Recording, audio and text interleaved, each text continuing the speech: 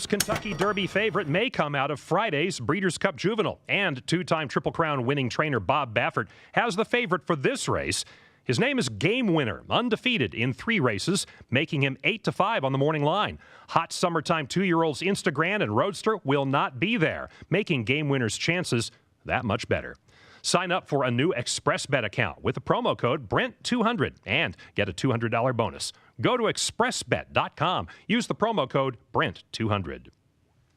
You know him, you love him, and now we have him at VSiN, the Vegas Stats and Information Network. It helps to be connected, and nobody knows more of the bookies in Las Vegas than Brent Musburger.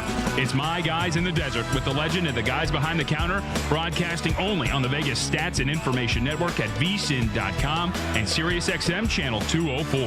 Live from the VSiN studios, filling in for Brent, it's Dave Farah and company. Welcome to it. Thank you for joining us for My Guys in the Desert here on VSiN. Dave Farah in today for Brent Musburger alongside Vinny Maiulo and Amal Shaw.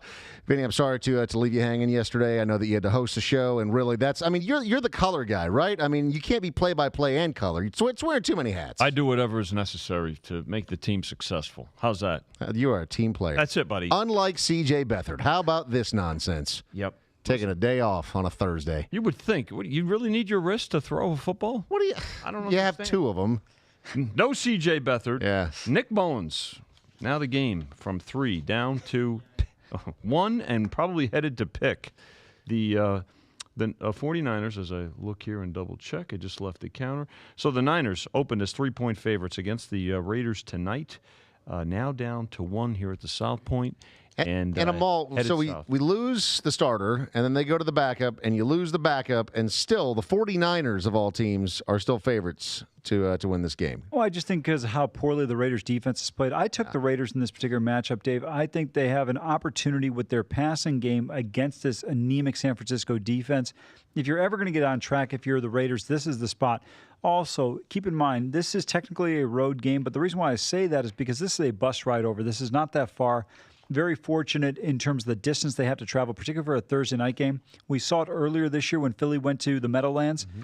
Not a far distance. Philadelphia dominated that game, and I think we have an opportunity to see something comparable here. Mullins played at Southern Miss. I'm not that high on him. I just don't think he's got the arm strength to be able to. By the way, I hate the word arm talent, Dave, so I'm not going to use the word arm talent. When a guy's smart, they don't say he's got brain talent, do they? I mean, the reality is he's just not, to me, a guy who should be an NFL quarterback. Starting in a game like this, I think Carr and company take advantage of it.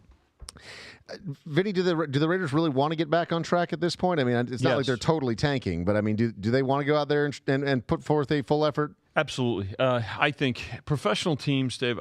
I'm not a and in our business, I hate the term tanking because it has a connotation that kind of taints, especially the wagering side of it.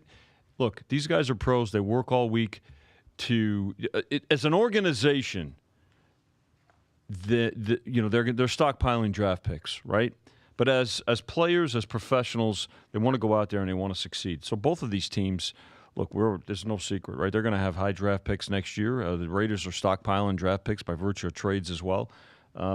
Professional athletes want to compete and they want to succeed. So I do believe that the Raiders and the Niners both want to win. Don't forget, this is a tremendous battle for bragging rights. Even though the Raiders are leaving, there's still a great fan base up there that's still going to, be loyal to them. I don't think they're going to abandon the Raiders. So I think this game's got other ramifications, too, than just those on the field. Dave, I never think of an NFL team as tanking how we kind of perceive it in the NBA. Because, first of all, there's a few factors that go into it for me. It's too dangerous of a sport to be just out there just Cadillacing it. Yeah. The other thing is, unlike the NBA, Major League Baseball, these players, the vast majority, are not on guaranteed contracts. Yeah. So a lot of times you're trying to put something on tape or on film for the next team potentially for next year. Mm-hmm. So you want to give an effort. Late in the season, I will say there's opportunities to bet against teams that are out of contention. It's not that their effort isn't as great. Maybe the preparation maybe just isn't what you would expect in the middle of the season. But from the just tanking perspective, I don't really think that happens in the NFL. Season is just too short. And to Amal's point, too, in those later parts of the season, if they've got particularly if it's a contender and they've got a playoff position and home field locked up, they may rest some starters and things like that, but you're going to pretty much know that going in. Let Let me ask you guys your thoughts on Derek Carr at this point, because he looked like a really promising young quarterback. They certainly paid him like he was more than a promising young quarterback. He got himself a handsome payday. But do you guys think that Derek Carr is the quarterback of the future for what will eventually be the Las Vegas Raiders? I think that he's certainly in their immediate plans, Dave. But I'm going to give him some more time for this reason. Look at the other parts that they've gotten rid of, right? Again, we just talked a moment ago about how many trades the Raiders have made and how they're looking long term. What is this? How many systems has he had to learn in? Like, what is it? Fourth system? Yeah. Between offensive coordinators and head coaches in 5 years. Now, that said, is there a possibility that he may not be there? Well, I think if you're going to get rid of arguably maybe the best defensive player in the league in Khalil Mack, I think anything is on the table if the offer is right, or if finance, however they're structuring contracts and things like that. I think what we've learned anymore is nothing's off the table, and don't be surprised if somebody's moved. I agree with Vinny from the standpoint. This is a rare time I don't have a strong opinion either way. I think Carr, the jury's still out. He's had some success early on, and that's why they signed him to the long-term deal. The Raiders, the next two seasons are going to be very key for their future because they've got a stockpile of draft picks, and how they hit on those, we're going to see, determines what happens with their future. My one concern is Khalil Mack, to me, is a generational defensive player. We see how much of an impact he's already had in Chicago. To lose a player like that caliber has a huge impact. So they're going to have to really rebuild. But my concern is it worth paying Carr all this money over the next several years if you're not really going to be a contender? There was some talk, in the Bay Area this morning on radio there that they have a strong feeling that the Oakland Raiders will not be playing in Oakland next season, that they'll perhaps even go down to San Diego and play at the Q, of all places, which would be quite the turn of events considering the relationship that the Chargers and the Raiders fans have had over the years. Your thoughts on whether or not the team is actually going to stay there in Oakland, close to that fan base that you talked about being such an asset for them? I don't think it's. I think the fans will support them only because I think it's a matter of the city of. Isn't it a dispute with the city of Oakland that because they're leaving, they don't want to keep them there? Here's how it impacts our world. All right. So from the betting side of the counter, right? Because that's what I'm going to speak to here. We're going to make sure that when we post next year's futures, especially for the Raiders, particularly the Raiders' regular season win total, any props, you have action. It'll address relocation, where games are played or not played, et cetera, because you have to look at it that way. You've got to take into account all contingencies. So in looking ahead to the folks that are watching out there at vsin.com and listening at SiriusXM 204, it's not going to impact this year, obviously, but I can tell you right now, it'll be addressed in next year's stipulations when we post numbers. It's going to be interesting. Looking at the draft, I think the Raiders are going to wind up with a top 5 pick on their own. They've got the Bears' first-round pick, which probably somewhere, in my opinion, will fall between 15 and 22. And then you've got the Cowboys' draft pick. Some reason Jerry and Stephen Jones think they're going to make the postseason, but I can tell you right now they don't need to worry about making plans for January. So they're going to have another good draft pick there. You've got an opportunity. There is a plethora of defensive talent in this draft. You can go get because it looks like Garyon Conley may not be the guy for them at the corner position. You can go get a Greedy Williams, edge rushers that are out there. You can go get a Bosa, Ed Oliver out of Houston. So they're going to have some opportunities to rebuild and rebuild quickly. I will tell you this. Now, certainly draft picks, you've got to make quality draft picks, and they have to pan out, as we all know. Yep. I think the Raiders are going to make some good draft picks. If in a couple of years they do start panning out, they're going to look. We're going to look back on this and say, as much heat as the Raiders are taking for these moves, particularly for the Khalil Mack move, and the fact that they're struggling in winning games. In a couple of years, if they're successful and they're trending upward and draft picks are panning out, it'll be the exact opposite. And the sentiment by fans, what a great move. What terrific front office work. No, I think it's a great move already for both teams. I think the Bears won, and I think the Raiders won. Yeah. The Raiders were not going anywhere this year by having Khalil Mack and putting him under contract. You need draft picks. Now, is the next player going to be Khalil Mack? Exactly. Probably not. That's a big risk. Yeah. But two players may fill the role Yes, in a couple exactly. of positions. And let's face it, the deal with Dallas is absolutely a brilliant move, I think, for the Raiders. With that all being said, if they had Khalil Mack tonight, he'd probably murder Mullins. Yeah, that just wouldn't be fair. Yeah, it wouldn't be poor fair. Mullins. Yes. One of us might be under center tonight. This tweet from Adam Schefter, and this makes the case to go visit Vinny at the window, because the only way that this game is going to be fun is if you put some skin in the game yourself, because the Raiders and 49ers are combined 2-13, which is the worst win percentage in a primetime game in Week 8 or later since the 1970 merger. Wow. How about that? This is why gambling is necessary. Exactly. I mean, seriously, it's a Thursday night. We've got amazing weather here in Las Vegas. Hopefully the rest of the country is enjoying great weather. But, Dave, there is no way. No reason you should watch this game unless you're betting on it. And here's the other thing. Here's the other problem from a non-betting perspective. This game is segregated to the Northern California area. It's not even like you've got two other markets. Right. If it's you've got Chicago one and L.A., yeah, fine, exactly. Yeah. But no, this is Injuries to both teams. Yeah, exactly. Just such an ugly game. Well, let's talk about a couple of other games that you may get in on tonight in the college football world. Ohio and Western Michigan is getting underway here in less than an hour at 4 o'clock Pacific time. Western Michigan favored by just a couple of points at home here, Vinny. Yeah, this game is actually favored Ohio in terms of the betting. This moved big, right? Yeah, So this was Western Michigan open as a 2-point favorite, and now Ohio a 3.5-point favorite. And what that tells you is John Wasink, the quarterback for Western Michigan, he's probably out for this game. He was doubtful. He had an injury. He's got a bad ankle.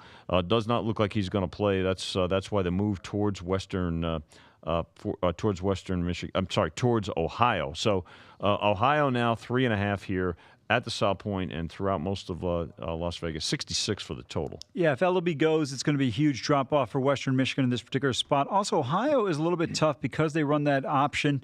Frank Solich has done a great job there quietly. I think a lot of people forgot about what he has done in Athens after he left Nebraska, because you go from such a prominent program to a mid-major. But this Western Michigan team, the one deficiency they've had all year is defensively. They've started to play better in MAC conference play, but I still think Ohio could potentially exploit what they do defensively. Next up, also at 4 o'clock, is Northern Illinois and Akron at open. Northern Illinois as the road favorites in this spot, Vinny. Yeah, 5 on the opener, and it's bounced back and forth between them being a 6 and 6.5 point favorite here. So, folks, laying the 6 with Northern Illinois, taking back the 6.5 with Akron. The total on this one, low. Yes, right. This may be the lowest MAC total that you've ever seen at 37. Dave, so I played this game. I played the over 37, and I only did it strictly because of the number. I mean, honestly, I don't even know if it'll get there in 6 quarters.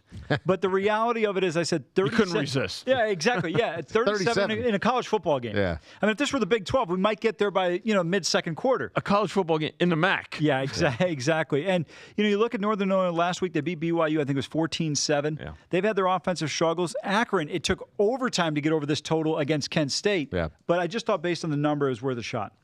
And then finally, over at 4:30 over at ESPN, it's Temple and Central Florida. And Central Florida, a big home favorite, 11 at open. It's come down just a tick, Vinny. Yeah, it's gone back and forth here. It got as high as 11.5. So here's a couple of injuries to pay attention to. And we're going to watch this very closely right up until kickoff at 4:30 Pacific. Temple's running back Armstead, important part of that team for sure. Questionable, probably going to be a game-time decision. And Milton, the quarterback for Central Florida, who's got 16 touchdown passes. I mean, he's the difference maker for UCF. Of course, they are 7-0 straight up, 5-1 to the number on the games that they've had a number posted. So this game's gone back and forth. It got as high as 11.5, got as low as 10. Right now, sitting at 10.5, and the total on this one 59. Dave. Vinny alluded to it with Armstead being out. He's huge. He's got over 600 yards rushing. He's the catalyst offensively. Without him in there, they're averaging about 3.5 yards per carry. Milton is an absolute difference maker, not only in his passing, but in terms of his mobility and keeping plays alive. I think UCF, if they are in a situation where Milton's able to play and he's healthy and Armstead can't go, I think this game gets way past that 10.5 in terms of the UCF being able to cover. It's just bad. You potentially lose your best player, and they get their best player back. Bookmakers and bettors will be watching these lineups and watching the signal when it comes in to see warm-ups very closely. Derek Stevens going to be joining us at the bottom of the hour from the D right here in Las Vegas. And coming up next, Jimmy Vaccaro is in studio. This is My Guys in the Desert on VSiN. We'll be right back. It's My Guys in the Desert with Brent Musburger, only on the Vegas Stats and Information Network. Keep up to date with everything in the world of sports gaming by going online at vsin.com. Catch VSiN last week. Here's some of what you missed. This is from Playboy. I think they're both. Playboy is when Tyson got knocked out by James Buster Douglas. So Playboy Buster got a hold Douglas, of yeah.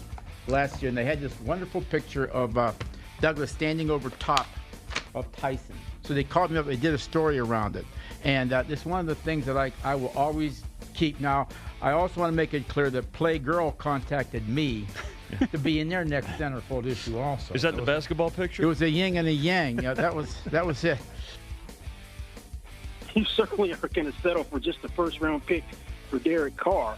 I'm thinking that if someone offers them a first and a fourth, the conditional fourth, which could elevate based on certain conditions, kind of like the Sam Bradford trade, maybe they have to seriously consider that. Don't forget, 2016, Derek Carr, third in the MVP voting. People were making these Aaron Rodgers comparisons, which don't seem to have any validity for the way he's played ever since then.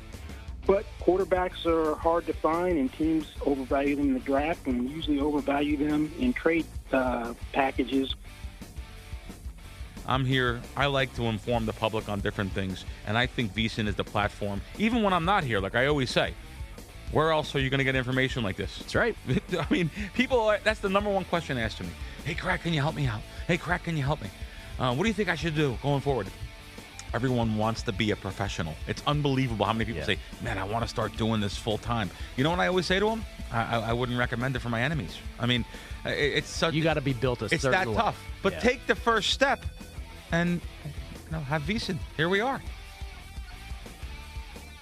So let's go with the fact that the interior defense isn't that great for the Houston Rockets. Carmelo Anthony's going to actually get a lot of flack, and he's minus 15 through his 3 games. They've been atrocious in terms of defense. That's an alarming number. Yes, it is. Is that worse than the league by a wide margin? Yeah, they're dead last in the league in terms of points allowed in the paint per game. So that's going to be a big reason why, and that's why they're not as good defensively. So you look at no Chris Paul, really bad defensively. I feel like the Utah Jazz are really just a good Donovan Mitchell game away from turning things around. Mm-hmm. So as part of the hashtag NBA Pick 'em All Challenge, I used the Utah Jazz, catching 2.5 points. Now back to Sin City and My Guys in the Desert with the legend Brent Musburger, live on the Vegas Stats and Information Network, SiriusXM Channel 204, and vsin.com. Take advantage of VSiN's mid-season special. You get total access to our live and archive video, plus Point Spread Weekly and the special betting guides. It only costs $99, and it takes you from now through the Super Bowl. Sign up at vsin.com/subscribe. Jimmy Vaccaro joining us here in studio. Hey, Jimmy. Well, I got it all ready for you. I'm doing Flatter's piece. Are you? 3 college games mean nothing. 1 pro game, who cares about it because it's down to pick 'em right now. And the Breeders' Cup this weekend. So if you want to bet them mules, you got to get up early on Saturday and Sunday. Vincennes, Friday's a pretty big day too, isn't it? Yep, they got 5 Breeders' Cup races on Friday. So Breeders' Cup's now a 2-day event, and so 5 races on Friday and 9 races on Saturday. Back at Churchill Downs this year. Wow. Jimmy, we were just talking about, the Raiders obviously playing tonight against the 49ers, and no one really cares about that game because it's not a good one, all. So that's the reason you need to bet on it, because otherwise why would you want to watch this game? Maybe you have a case there, but the Raiders, say they're tanking or not, certainly at least part of their minds are on coming to Las Vegas in 2020. And this is an interesting announcement about Caesars Entertainment. I want to get your take on this. Caesars Entertainment announced a 15-year partnership with the Raiders and will be the first founding partner of the Las Vegas Stadium and the future home of the Las Vegas Raiders. They're going to have this big, huge lounge on the 50-yard line, which maybe it's going to be kind of like the Cowboys Stadium where it's below the normal seat level, or I don't know if it's going to be up above at club level, but looks like it's going to be a pretty significant deal. They're talking about dinners on the field and everything else. Your thoughts on a 15-year deal? Stupid. Yeah. How do you really feel? Well, what difference is it going to make? Think about it. Sometimes we go way overboard and sometimes we drown ourselves. Yeah. This is a parlay. Overboard and drowned. Got it. A little bit of both. I know one thing. They better start winning a game. There'll be 14 people at the stadium in a couple of years. That I can't tell you. You talk about a front-running city? Yeah. Here we are. Who's that? Vinny, that might, excuse me. There I am. Jimmy, you might be right on that. Yeah. But I think the one advantage that the Raiders are going to have here is you're going to have so many people who live in the north and the northeast. I understand. And it's cold, and they're like, you know what? Let's go out and see our team beat the Raiders. Well, yeah, to your point. Oh, no. Well, it's kind of like the Dolphins have been for years. Like when, when the Patriots play the Dolphins every year. Yeah. It's a home game for both teams. It's a home game for the Patriots. There's no doubt about it. Exactly what you guys said is true. There'll be 30% of the people. They'll be from the team that's on the road coming to Las Vegas. Because what they'll do, and they, all joking aside, this outfit in Las Vegas, they do an unbelievable marketing job. Right now, they're working on what they're going to do in 2 years with that. They'll get the special deal here, Caesar's Palace, the MGM, downtown. So I guarantee you they'll be turning people away only because people. Well, now what Vincenz, as we all know, you see the schedule in early May, so you got 4 or 5 months to plan. Now, where do you want to go? To another freaking shot at Disney World, or you want to go to a football game in Las Vegas? Yeah. Here's the thing: we are an event-driven city, an event-driven destination, and Jimmy's absolutely right. And as Amal has pointed out, when people come here to watch the Raiders, so obviously locals will go. Raiders are still going to be a national power. I mean, they're going to a national power in terms of appeal, if you will. Right? They're still a very public team, and they're going to be on the rise. Let's face it. They're going to be fine. They're going to contend. The thing about it is, when you're in Kansas City, the Chiefs are going to come here for a game. In Denver, you're going to come here for a game. The Chargers. So people are going to come. Now you'll start getting some long-term forecasting. The Steelers, these are going to be big games. And when people come here, it's not just like following any other team on the road. You come here, there's so many other things to do when you're here, and they'll extend their stay probably by a day or more. So the ripple effect to our local economy is going to be significant. And this will also help, even though this will take an extra 3 years. Finally, UNLV maybe can invite some good teams to come out and play here if they get the new stadium and they do play there also. Do we need good teams to play against? I'm not so sure. Well, no, let's call it this. That should boost the recruiting up a little bit. Because the biggest holdback is you ever go to a Boyd Stadium down there? Once in the 15 years that I lived here. You got back out. I know. Jimmy, I don't have a passport right now, so I don't go there. Let me tell you this. Here's the challenge. Jimmy's point is important to think. Listen, you're a recruit. You're bringing in. You're flying in, okay? But this is by design too. You're going to fly in just when the lights are all on, right? Did you see all of that? You see all that glitz and that glam? Okay, look at this training facility. Beautiful training facility, right? Really good, strong, nice campus, great location. There's those lights again. There's all this stuff. Now we're going to go out to Sam Boyd, and we're going to go out and see where we're going to play. That's the takes the wind right out of the sails. So. Sure. With that, it's going to help recruiting. We're probably going to get more than one bowl game, I would think. I mean, there's 40 bowl games now. Sure. We'll have the Las Vegas Bowl, or the Las Vegas Bowl may become an even bigger event. And by the way, guys, let's remember, going to be the Super Bowl is going to come here. Every new stadium has had a Super Bowl within 6 years or more? Certainly less than a decade. Well, they're saying 2022 is that sounds about the right. earmark for the Super Bowl. So a Super Bowl here, and if there's going to be a Super Bowl here, at some point a regional for the NCAA tournament, and then a Final Four. Yeah. But it'll go probably regional first and then a Final Four, because if you look at Final Fours now, they're in football stadiums. Oh, they have been for a long time now. And I mean, the WrestleManias of the world are going to come here, the Monster Jams, all the concerts. Yeah, there's all sorts of stuff. Yeah. There's a number of these lounges that are opening up across the country, too. I'm sure that you saw what they did in New Jersey with the Devils Arena. Is that an important part, in your opinion, of where sports betting is going, Jimmy? It's on its way, and it's matter of fact, it's going 85 miles an hour, where we would maybe even predicted a year ago, maybe 50 miles an hour. Right. And now it's just insane.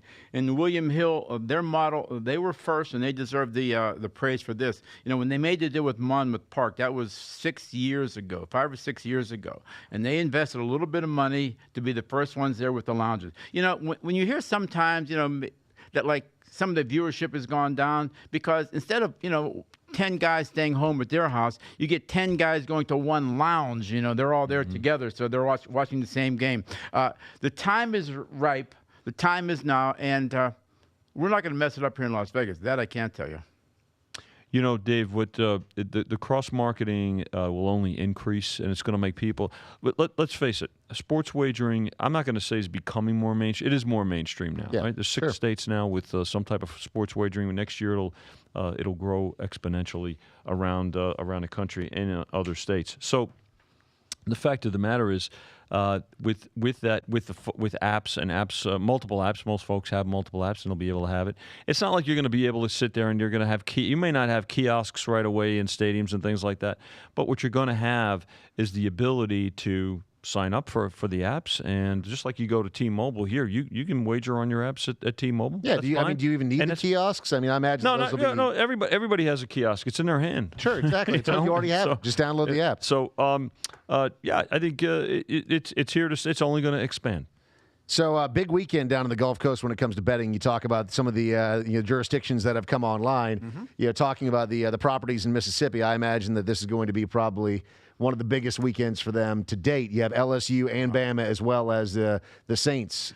Get in early, yeah, because there's no doubt this is a magical weekend for those books down there. Only because of you get you really get these regional things maybe 2 or 3 times a year tops. I mean, where wouldn't you want to be making a bet than going to Tiger Stadium at night to watch a game with Alabama and LSU? And even though we know it's a 2-touchdown favorite, we're going to wind up rooting for LSU, and that ain't a bad spot no matter how good Alabama is. That ain't a bad spot. Think about this. I mean, here it's 5. It's a 5 o'clock game, but there it's 8 o'clock on a Saturday night. Yep. It's going to be a great setting. And then you've got the next day, the 1:25 Pacific start is the Rams and the Saints, which is probably going to be. I wouldn't shock me if it's the biggest. It might not have the biggest exposure because it'll depend on what's happening. But the Packers-Patriots game is the primetime game. But the fact of the matter is, already we're seeing how much money is being bet on this game already, and we've got a change of favorites. It's gone back and forth between the Rams and the Saints. So, just a tremendous amount. Twice, yeah, it's gone back and forth. And by the way, that game back there is going to be a 4:30 start. Yep. So think about how much business they're going to. These will be the early record handle games for Mississippi already. We have, just quickly, we have not had 1 week where the previous week the handle is going down. Wow, it's really? Staying the same, but like it's with $10,000, $20,000 for the entire weekend. That's incredible. Mm-hmm. Nothing is going this way. It's all moving this way. That's something. Maul, talking about those 2 games, as Jimmy alluded to, I mean, Alabama going to LSU at night on a Saturday when the whole country's watching. They're 2-touchdown favorites. How do you see this one? I said earlier in the week, I thought Alabama is going to either roll them and they're going to win by 20+, or this is a 1-possession game with LSU having a great chance to win. I don't think the point spread comes into play in this game. Yeah. I think really we're going to know early on if LSU's defense can contain them and if they can run the ball effectively. I think we'll get a sense of what transpires. This is huge. LSU, I think a lot of people had written them off. I will say this.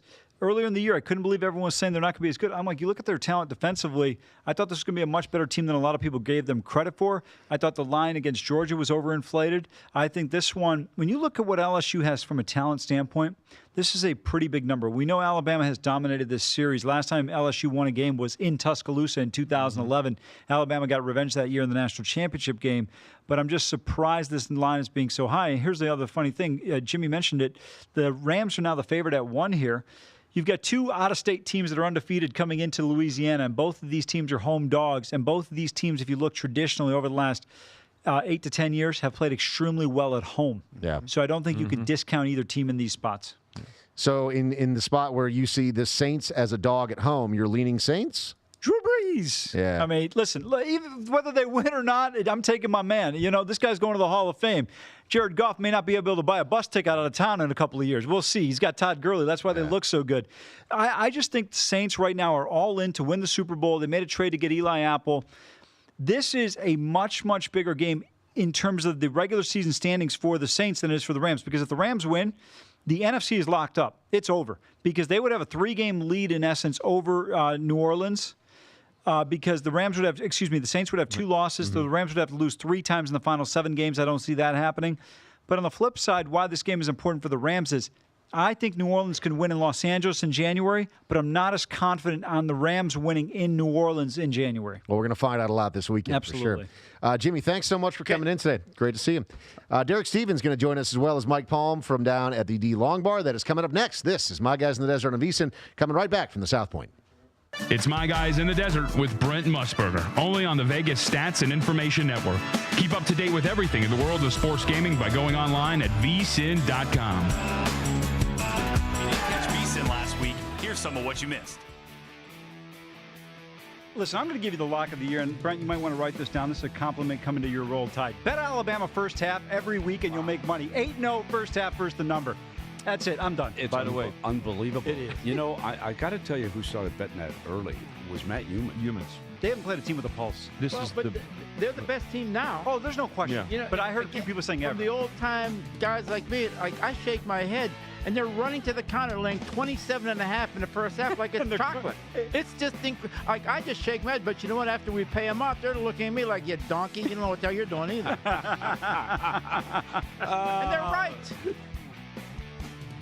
A straight bet for $100,000, a three-teamer for $180,000, and he lost a $20,000 four-teamer live to the Chargers. So we had 3 in going to that. So I guess he won $260 for the week.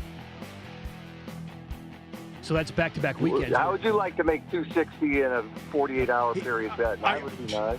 Yeah, no kidding. I ran the numbers. The guy's up over $2 million in the last 2 weeks.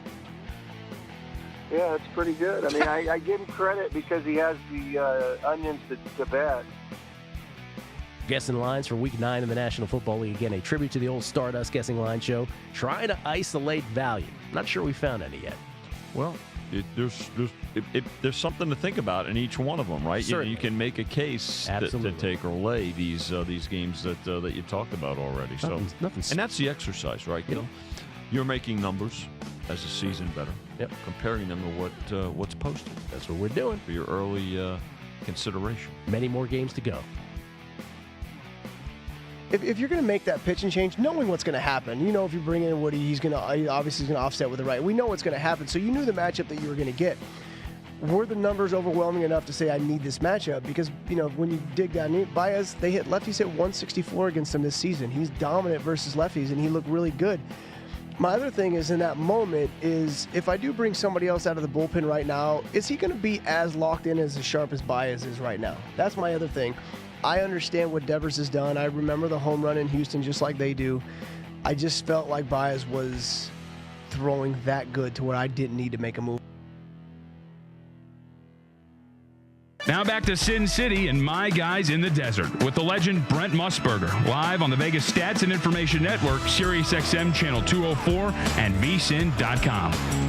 Welcome back. It's My Guys in the Desert. This Breeders' Cup odds update is sponsored by ExpressBet. Use promo code Brent200 to get in on the action here on Morning Line odds for the favorites in the Breeders' Cup Classic. Accelerate is 5-2. West Coast is 5-1. McKenzie at 6-1. Mind Your Biscuits at 6-1. And Catholic Boy at 8-1. Log into ExpressBet and use promo code Brent200 to get in on the action. And now posted a pop-up edition of the Ron Flatter Racing Podcast. It is for hardcore handicappers. There's a roundtable with Dave Tooley, Vinny Maiulo, Patrick McQuiggan, breaking down all 14 Breeders' Cup races. And the regular Friday podcast this week will feature Eddie Olczyk, available as always at Apple, Google, Stitcher, and vsin.com/podcasts. Joining us right now from down at the Long Bar at the D here in Las Vegas, Derek Stevens and Mike Palm. Boys, how you doing down there? Terrific. How you guys doing today? Very well. So we got a whole bunch of games to get through and obviously want to touch on as many of these as possible. So I'll set these up. Vinny will give us the line, and then we'll have you guys weigh in on your thoughts on each of these. We'll start, Vinny, with Temple at UCF. Good game here, and as we talked about, pay attention. The lineups here, Armstead, questionable, the running back for Temple. Milton, looks like he's probable, but this game going back and forth. Opened with Central Florida as an 11-point favorite, got as low as 10, now sits at 10.5. The total on this one, 59. I took a shot with the under here, and not the first half under, the game under 59. If Armstead doesn't play and Temple becomes one-dimensional, I think they're pretty easy to defend. And if Milton plays and UCF can get out to a couple touchdown lead, I don't know, they keep him in the whole second half. So instead of playing my typical first half under, I went with the game under 59. I look at this matchup, and I think this is one where I think Temple has to play at a lower scoring. It's really going to come down to what the Temple defense does against UCF. And I think Mike brings up a good point. If Milton is not completely comfortable, then the UCF offense could struggle at times. Derek, you playing this one or no? No, I'm passing tonight. I'm going to focus more on the Golden Knights, but I'm passing on the football. I'm going to tell you right now why he's passing. You see that sharp gray suit he's got on? He's out there flexing and pimping with that suit. That's right. He's too busy getting dressed today to worry about Temple and UCF. Yeah, exactly. I think he's coaching. That's right. Coaching. Well, you mentioned the Golden Knights. The Vegas Golden Knights going to be in St. Louis to take on the Blues this evening. Vinny? Yeah, and the Blues, $1.25 favorites. So we'll probably see Marc-Andre Fleury back in net tonight. He is going to be in net to start. Subban did start the other night against his brother in Nashville. Move here now to the Golden Knights. Blues minus 115. And the total on this one, the under's favorite at minus 130. And the Knights get a look at David Perron, a former Golden Knight from their inaugural season. Yeah, I'm taking the Golden Knights tonight. I thought the game that they played in Nashville, it was pretty tight. There's one thing in that game I wanted to mention to you that I thought was real interesting.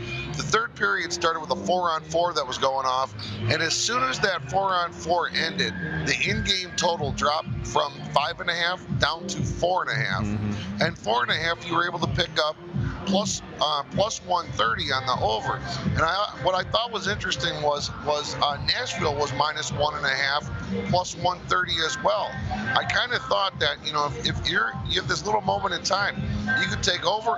You could take over 4.5 and plus 130 and lay the 1.5. I just thought it was unlikely that this game was going to go 2-1, a 2-1 final. There was 18.5 minutes left in the third, so I just thought sometimes in hockey on these in-game wagers you see very volatile moves when you drop a whole puck at one point in time.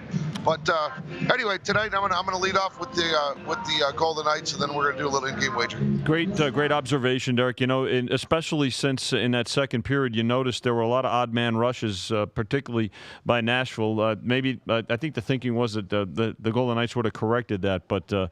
They played a great first period, but as we've been talking, they've got to put a 60-minute game together for sure. Derek, I know that you're going to play this one. It's Penn State at Michigan upcoming on Saturday. Michigan at home here and significant favorites, Vinny, more than double-digit favorites in this spot. Yeah, from the opener of 10 to 10.5, more money shown for Michigan. This game may go even higher. The total on this one, 52.5 at Ann Arbor. This should be a great game in the Big House. I love these late fall 3:30 starts in the Big House. You have that gray. It's going to get a little dark by the end of the game. This is a game I think that really lines up well for Michigan. They're putting it all together. Number 1 ranked defense. I think Penn State's going to struggle. I know last year they really put a shellacking on Michigan, but the way this team's coming together, I think Michigan is worth laying this number because I think Penn State's going to have a tough time moving the ball in the Big House this weekend. I completely agree with Derek. I want to address a couple things he mentioned. First of all, defensively, I agree. I think that Michigan is elite. I think they're one of the top 2 or 3 defenses in the country. They'll be able to contain what McSorley and company do. I don't think defensively they're necessarily going to slow down Higdon in the run game.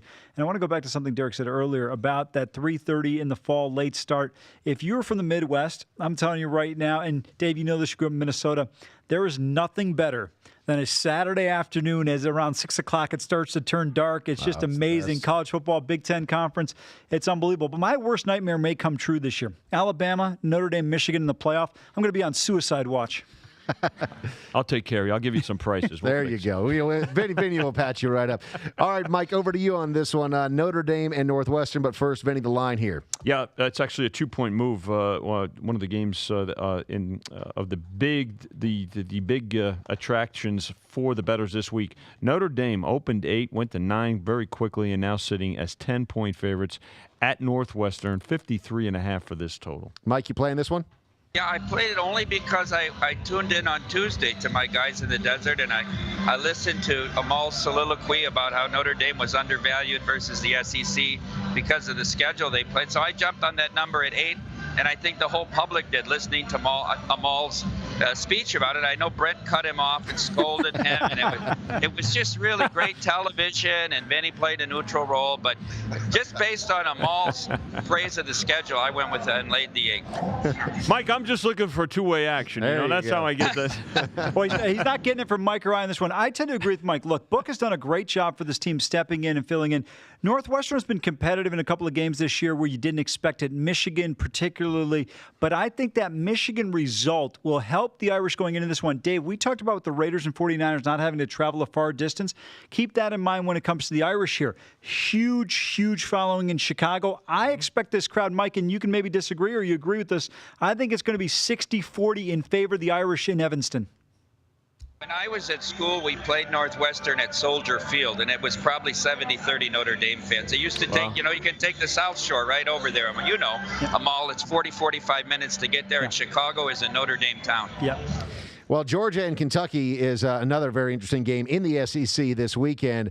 Kentucky is on quite a roll, man. They're having a really good football season considering how much that program has struggled over the years in the SEC. Georgia on the road, still sizable favorites, though, Benny. Kentucky 7-1 this year and having one of the best, maybe the best season in college football. But everybody's talking about their basketball team opening on Tuesday night this week against Duke. But here we have Georgia, road favorites at 9.5. There were 10s out there early. Now sitting as 9-point favorites. The total on this one, 44. Derek, let me ask you this. Do you think that it's an advantage for Kentucky coming off that win in Columbia against Missouri last week where they eked out a victory by 1 point, or a disadvantage? Did they spend everything that they had? And is that going to be will they have left too much on the field with an opponent like Georgia coming to town? I think with what happened with Kentucky last weekend, I'm not the right guy to ask the question because I'm still so bitter about this. They're losing 14-3, and we got the other side on the money line, and this comeback was unbelievable.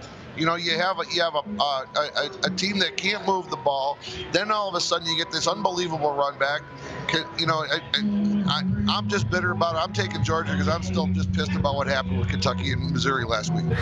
Well, arguably the premier matchup in the SEC, not even arguably, it just is. Alabama at LSU, number 1 and number 4 this week. Alabama on the road, and Vinny, as we talked about earlier, Bama rolling into Tiger Stadium as big favorites, over 2 touchdowns right now. Yeah, 14 to 14.5 now. Again, this will be a tremendous betting game. There's no question about it. It's 2 great defenses. I mean, obviously the biggest advantage for Alabama is at quarterback. Total 54. I like Alabama in the first half in this game, and I like Alabama to cover this number, but I like them better in the first half because I don't know at what point they pull Tua. He might have to actually play until early in the fourth quarter. I just don't see this being a competitive game, and I don't know any team that's really going to stay within 17 points of Alabama, even at Death Valley at night. I want to talk a little bit because we sat here and watched the end of that game. This Kentucky team might have the worst offense of a top 10 team we've seen, I don't know, maybe since that 2011 LSU team that beat Bama 9-6 and then only scored 6 points in the national champion. They're terrible. I watched the whole game last week. I watched them at Texas A&M. I think they only had 3 first downs in that game at Texas A&M. It was unbelievable. I took the game under, and then I had a sweat to go to overtime on the defensive touchdown, but it still stayed under. Kentucky couldn't even score a point in overtime. They are really, really, really challenged, and I can't see how they stay with Georgia even being at home in that spot. I love it. I disagree with both of these guys in this one. Kentucky has been a team I've been on all year long. They were undervalued at home against South Carolina, Mississippi State, on the road at A&M. At Florida, we saw them an outright win. Last week against Missouri. Who are they to be getting 7 points against that Missouri defense? Terry Wilson did a great job on a late drive. This is a team, to me, that's going to be able to defend Georgia a little bit better. And here's the thing. I think Snell has an effective game running the ball. The one problem that Georgia has had all year long, even Florida was able to expose it to a certain extent, is the lack of run defense. And I think that's going to be the difference. This is too many points at home against a Mark Stoops coach defense. I think Kentucky covers the number with a chance to win. Kamal, if Kentucky played Ohio State on a neutral field, how many is Ohio State getting? Hey, listen, take all the shots you want, my friend. All I know is 1988. Oh, boy. Oh, boy. Oh, boy. Oh, my God. You can't cash those tickets anymore. This guy is the most backward-looking motivational speaker I ever met. And last but not least, Derek, it is your Lions against my Vikings this weekend. The Lions traveling to Minneapolis, take on the Vikings. This one opened at 5.5 and some money showing for the Lions there, Vinny. Yep, 4.5 now. Vikings favorite. favored. Even with the trade at the trade deadline by the Lions, right? When you look at it, it's kind of curious getting rid of Tate. But 49 for the total. 4.5 Vikings, 4.5 and 49. Derek, how do you see this one going? Well, I think, whenever you see a 5, that always makes me think about teasers, because if you like a dog, it can get you up to that 11 number. Now it's at 4.5. You take a 6-pointer, you're at 10.5. If you're gonna do it, if you like the dog and you're gonna bet a teaser, I would say, bet it now, bet it early, because I think the line's gonna continue to go down. Lions have covered. They've been great this year, other than obviously last week.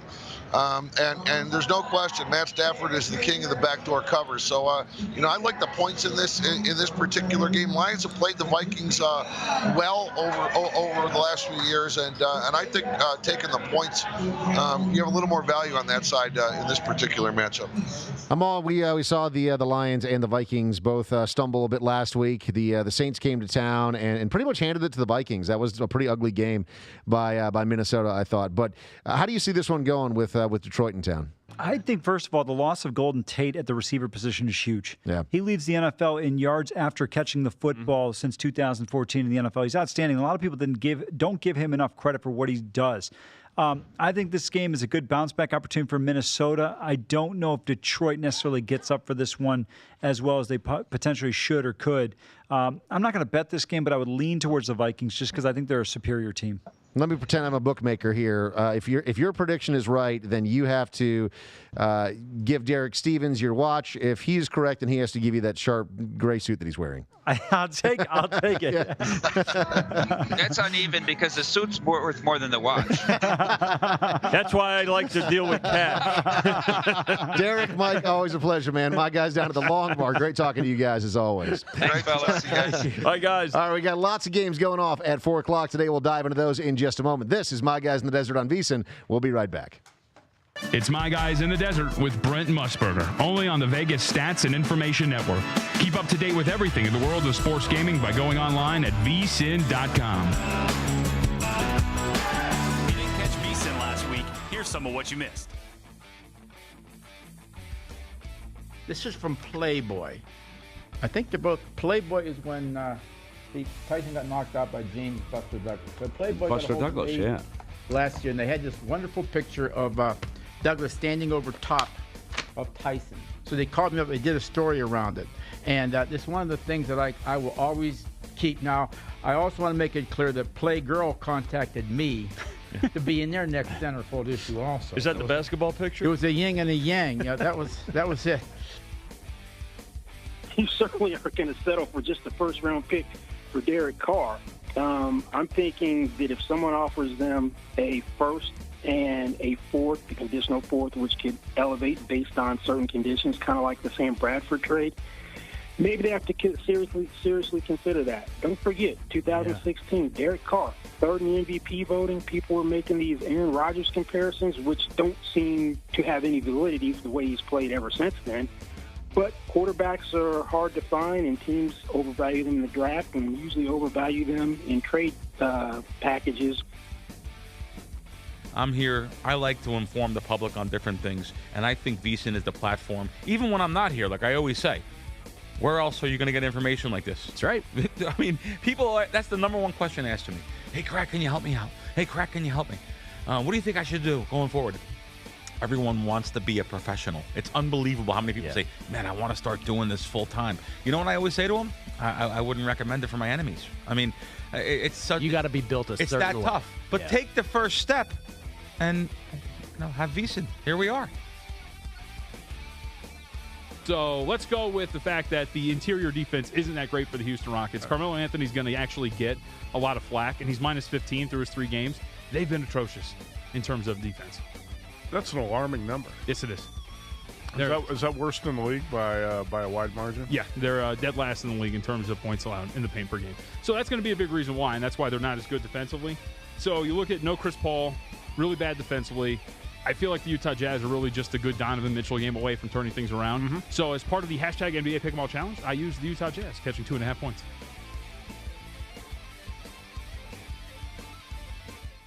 Now back to Sin City and My Guys in the Desert with the legend Brent Musburger, live on the Vegas Stats and Information Network, SiriusXM Channel 204, and vsin.com.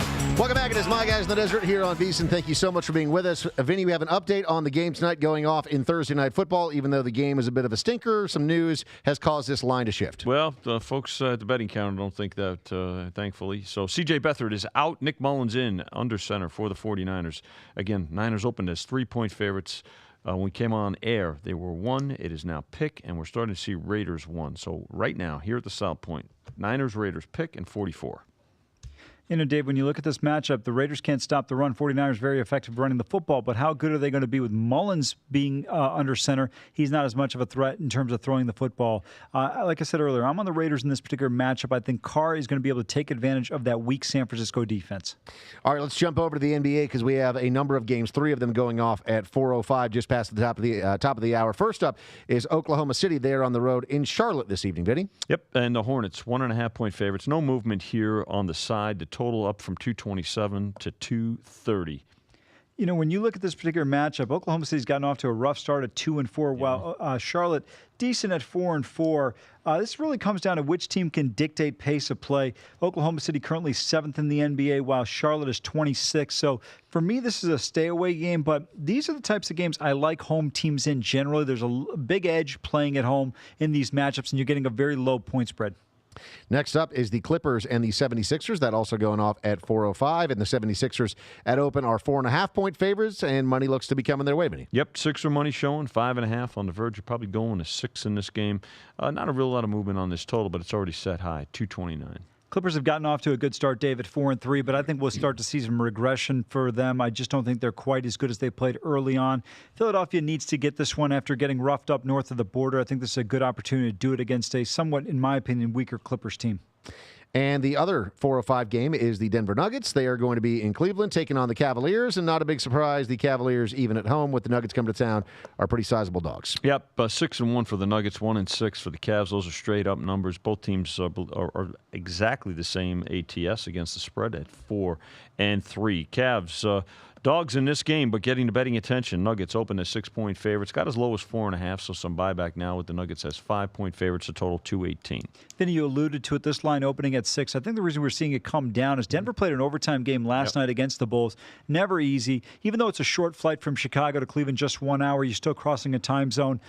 This is not, to me, Dave, the ideal spot for Denver, but I'm not confident taking this Cavaliers team. I know they beat up on Atlanta in their last game. They won by 22, but just have no confidence in this Cavs team. They also have some turmoil with J.R. Smith wanting to be traded. He's gotten a couple of DNPs already this year, so this is a stay away for me. Over in the NHL, we have a couple of games going off at 4:05 as well. It is the Dallas Stars and the Toronto Maple Leafs. That one happening at 4:05, and the home team, the favorite at open, Biddy. Maple Leafs, $1.50, Dave, on the opener right now. Just a little money showing for the Stars here, so $1.45 total starting at 6, and that's where it sits, and the Leafs -1.5 +80 on the puck line them all. Stars have struggled away from home, just 1-3 on the road, but the Maple Leafs have not been great at home. 3 wins, 4 losses. Of course, Austin Matthews is going to be out for an extended period of time. They did bring in John Tavares during the offseason. I think that should help the continuity of this offense. I think, Dave, this is a fairly inexpensive price, especially with Anderson going no Bishop in net tonight for the Stars, so I would have to look towards Toronto here at home. And then also at 4:05, we have the Penguins and the Islanders. This one happening in New York and is the highest total on the board in the NHL this evening. 6.5 is the total here, Vinny. Yeah, 6.5, and the money showing for the over here. And I don't think this really is a surprise, particularly with the Penguins here. $1.50 on the opener and $1.60. The Penguins' favorite here, -1.5 +75. And you have an opinion as to why this money's showing for the Penguins them all. Yeah, big revenge spot here. A couple of nights ago, they played in Pittsburgh. The Islanders got the better of them 6-3. Dave, I like that over in that game because Matt Murray has really struggled. 4 of his last 6 games, given up at least 4 goals. To me, this is going to be an opportunity, again, to be a high-scoring game. You know, these numbers are sometimes tough to bet because you see them being so high, but I think you've got to go over. Until Murray shows some consistency and the Islanders are going to defend, I think this is a good opportunity, again, at 6 6.5. Amal, you mentioned that one of your favorite games on the slate for the NHL tonight is the Predators and the Lightning. That one happening in Tampa Bay. And Vinny, Tampa Bay Lightning favorites at home in this spot. It's a good game. Amal's right. Money showing for the Predators here. Lightning, $1.30 on the opener, now 6-5, -120. The total on this one sitting at 6. And the Lightning, -1.5. You can get +220 if you think they can win the game by 2 or more. What do you like so much about this one, Amal? A couple of things. First of all, great matchup. Two teams playing outstanding hockey. Preds and Lightning are two teams we could see in the Cup Finals. Yep. But Pecorino is back in net. Has not played since October 19th, so you're going back 12 days before he's made a start. I think this is a good spot for Vasilevsky and the Tampa Bay Lightning. You're not going to get this low of a home price on Tampa most of the year, Dave, because they are so good there. I think this is a good shot to take with Tampa here. Also, some college football going down tonight over on ESPNU at 4 o'clock. We have Ohio and Western Michigan, so if you want to get one in on that, about 5 minutes until kickoff there. And, Vinny, this one has moved significantly. Yep, change of favorites here. Western Michigan 2 on the opener first part of the week, and now Ohio sitting as 3.5-point favorites. Probably not going to see the quarterback for Western Michigan, Wasink, because it looks like he was questionable, but he's probably out if this game's moved this much. Yeah, Elbley's probably going to play for Western Michigan, but Ohio, their ability to run the football has been very effective. Western defensively has got some deficiencies, and I think OU is going to be able to take advantage of that. This next game jumps off the page because of it being such an incredibly low total. Amal, you mentioned it earlier. 37 is the total in a college football game. Northern Illinois and Akron squaring off this evening, and money showing for the road favorite, Vinny. Yeah, and right now 6 and 6.5. It's bouncing back and forth right now. Northern Illinois 6, but yes, 37. Not only a low total on a college game, but a low total on the MAC. Absolutely right. Dave, this was a blind play for me at 37. Very low number. Lowest number I've seen all year in college football, unless I'm mistaken. Two things to consider. First of all, you're talking 5 touchdowns and a field goal. Plus, it's good to have 37 instead of 38 because in the MAC, you always know one of these kickers is good for a missed PAT. So there's always that situation. But I think the number is just too low, and I took a shot with the over here. Brent Musburger is on the road this evening. He is, of course, going to be calling the game for the Raiders. He is going to be joining us in the 4 o'clock hour. Also, we've got week number 9 of the NFL to break down. We'll do that in just a moment. Plus, we've got more guests joining us to talk about some of the happenings on the weekend as well. This is My Guys in the Desert on VSiN. We're coming right back from the South Point. It's My Guys in the Desert with Brent Musburger, only on the Vegas Stats and Information Network. Keep up to date with everything in the world of sports gaming by going online at vsin.com.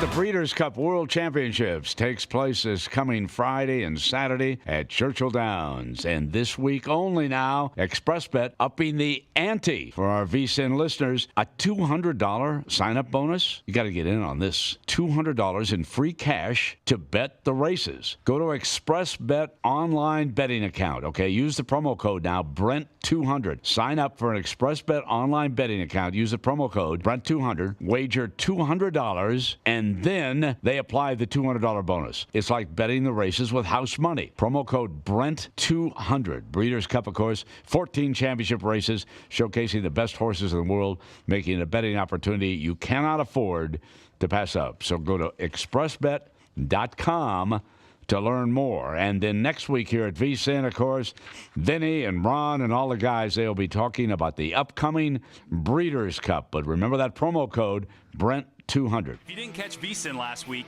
here's some of what you missed. Listen, I'm going to give you the lock of the year, and Brent, you might want to write this down. This is a compliment coming to your Roll Tide. Bet